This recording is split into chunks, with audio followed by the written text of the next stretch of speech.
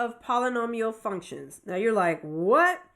So on all the graphs that we saw before, if you noticed, a lot of them were crossing the x-axis and going up and flipping, or some of them were like with the x squared, it was touching the x-axis and turning and going up. Well, wherever the graph hits the x-axis, wherever the graph hits the x-axis, those are called zeros, or sometimes you'll see the word roots and solutions. Okay, you'll see the words roots or solutions. But the zeros of the polynomial functions, real zeros, and I guess I should have put here real zeros, because you don't want imaginary or complex. You can't even see that. So real zeros, I put it here, good. That's where it actually hits the x-axis. Now, the zeros can tell you so much, but right now we're just going to talk about the zeros, and then we'll talk about the multiplicity of zeros, because the zeros tell you where it's going to touch the x-axis, and it's either going to slice right through or it's going to turn around. That's where you use the multiplicities. But what I want you to get out of this is that each zero, each real zero, real root, real solution is an x-intercept. Now, the x-intercept is where the graph crosses the x-axis. Those are x-intercept points. Okay, let me say it again. These zeros, where the graph of the function actually touches the x-axis, it'll be where the y, remember this is the same thing as y is equal to 0. They're also x-intercepts because they tell you where the graph crosses at the x-axis. It's either going to cross at that point or it's going to touch it and turn around. But those are all zeros. And how do you find the zeros? You just use factoring.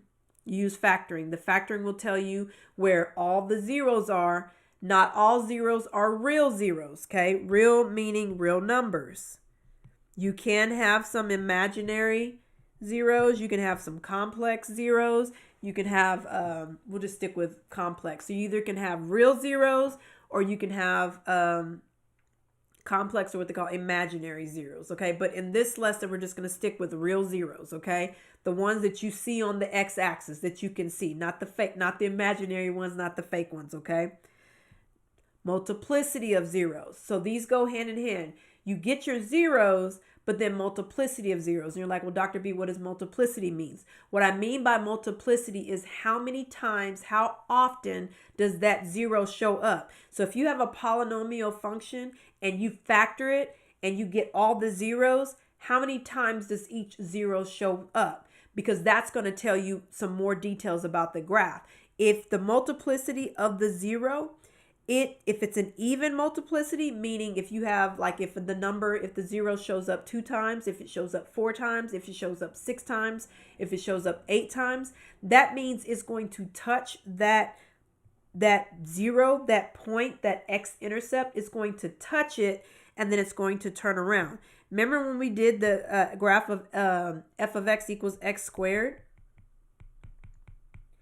It touched right here and then it turned around because that zero had an even multiplicity. And I will show you what that looks like. I'll give you some examples. Now, if your zero has an odd multiplicity, it's going to cross straight through the x-axis. So you remember when we had the graph of x cubed? When it's crossing, see, it's crossing directly through the x-axis. And I drew it like that, but you could have a graph that goes just like this. You could have a parabola that goes like this, where it crosses. Wherever it crosses the x-axis, remember, those are x-intercepts. Those zeros are real zeros. They're real numbers, and they cross the x-axis if they have odd multiplicity, meaning the zero showed up once. It either showed up 3 times, 5 times, 7 times, 9 times, all your odd values. It crosses the x-axis. If it has even multiplicity, it touches the x-axis at that x-intercept, and then it turns around. Whether it turns around and goes up or it turns around and it goes down, okay?